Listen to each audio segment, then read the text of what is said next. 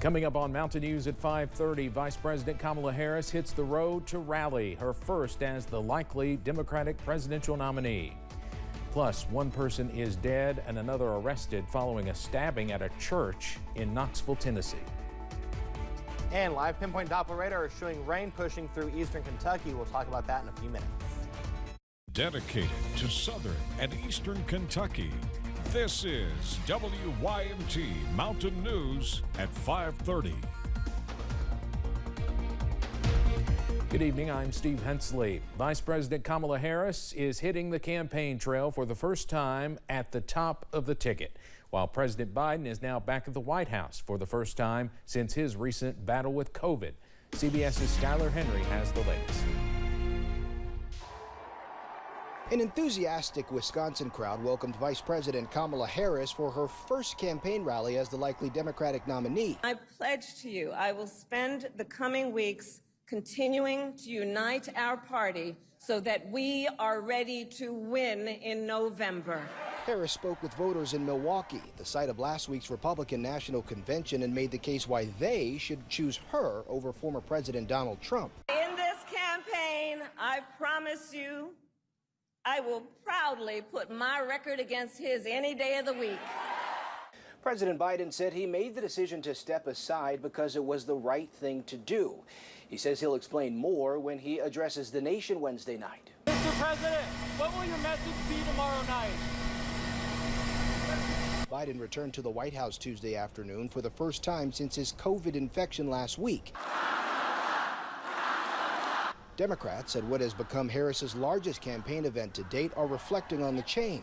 Seeing Biden step down from the top of the ticket, I felt so hopeless. And I woke up the next morning and was like, this is something I can do to put real action to power. And I gave my first campaign donation to Vice President Harris's campaign. Nearly 40% of Democrats surveyed in a new CBS News poll say they're now more motivated to vote in November. Why is that important? Because Democrats have lagged Republicans so far in saying that they're going to turn out, and turnout could be the determining factor in November. 83% of Democrats surveyed say Biden made the right choice in stepping aside as the nominee. Skyler Henry, CBS News, the White House.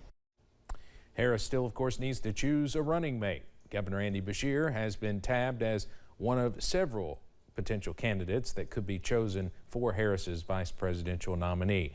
She has hired former Attorney General Eric Holder to vet potential candidates. Pennsylvania law enforcement officials were grilled about security failures that allowed an assassination attempt against Donald Trump. Members of the House Homeland Security Committee fired questions at the head of Pennsylvania's state police, as well as the national president of Fraternal Order of Police. Local law enforcement were part of the security effort at the Butler rally, where an armed assassin got within 500 feet of the former president. What do you say to those that are saying that local law enforcement failed to provide adequate security at this rally? Based on everything I know up until day 10, I only am going to comment on the Pennsylvania State Police, and it's my belief as I sit here, based on all the information that I have, that we met or exceeded our expectations for that event. Am I saying that the event was a success? Obviously it was not, and our hearts go out to those affected. In the wake of the attempt to assassinate former President Donald Trump, Kimberly Cheadle resigned from her position as Secret Service Director today.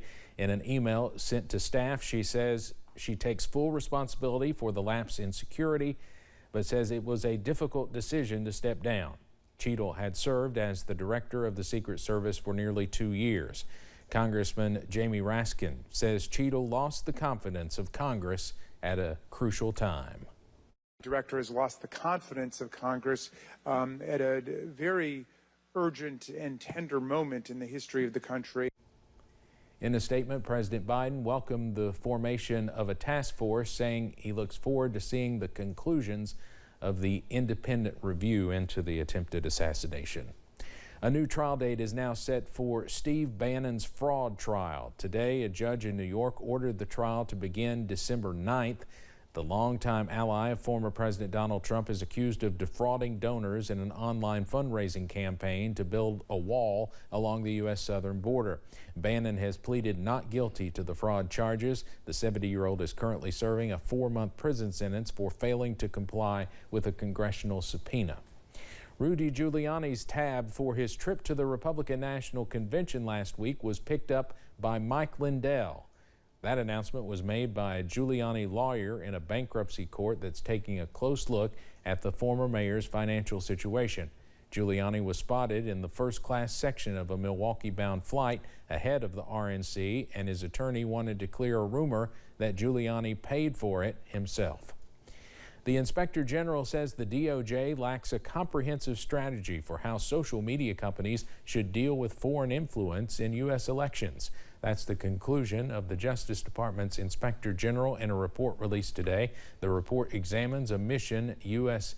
national security officials consider vital, namely identifying attempts by foreign agents to plant propaganda and misinformation on social media platforms in a run-up to major elections.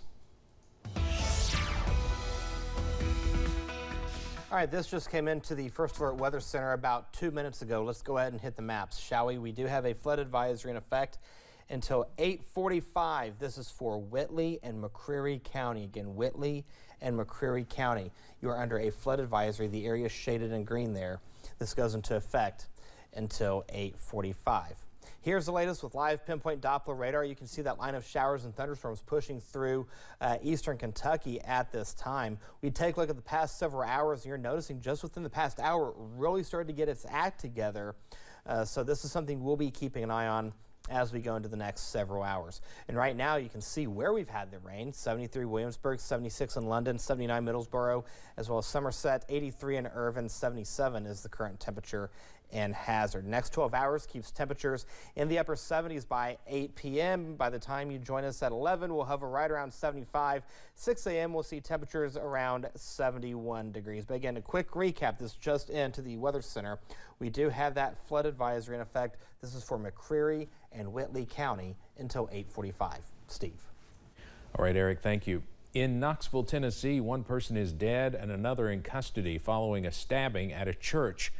According to our sister station, WVLT, officers with Knoxville PD responded to the Cokesbury United Methodist Church at approximately 11:45 this morning. A man had been stabbed, which later led officers to Kingston Pike and Interstate I-40, where another man was found dead. Obviously, a lot of questions to go with that situation. The U.S. Army has found a series of failures ahead of a mass shooting in Lewiston, Maine, carried out by a reservist. Robert Card shot and killed 18 people last year before he was found dead. An investigation revealed communication breakdowns in Card's military chain of command. One critical failure included the military and civilian health facilities failing to upload Card's discard documents to the military medical system for more than 2 weeks after he left their care. The man charged in the 1996 killing of rap legend Tupac Shakur was back in a Nevada courtroom. Dwayne Davis's attorney asked the judge to reconsider releasing Davis to house arrest as he awaits trial. The judge listened to arguments from the prosecution and defense and said she would issue a written order with her decision. Davis, also known as Keefe D., had been held in the Clark County Detention Center in Las Vegas since his arrest in September. He's pleaded not guilty. Kentucky and West Virginia are among the states asking the U.S. Supreme Court to temporarily block new rules from the Environmental Protection Agency. This request from more than 20 states seeks to freeze the changes until the matter is resolved in federal court. The new rules call for existing coal and new natural gas power plants to capture or cut 90% of their climate pollution by the year 2032. In central Kentucky, Jessamine County Schools is planning to crack down on student cell phone usage when the new school year begins. They are introducing a new policy that will require students to place their phones in a cell phone pouch at the beginning of the class. It is a stricter approach than the school's previous policy. Before, teachers used their own discretion to decide whether or not students could use their cell phones. Now the school will have more of a uniform policy. Coming up on Mountain News at 5:30, a new study finds nearly half of Americans say money, at least occasionally, has a negative impact on their mental health. Some tips to help you counteract that stress. And we're keeping an eye on some rain pushing through eastern Kentucky. We'll talk about that in a few minutes. Stay with us.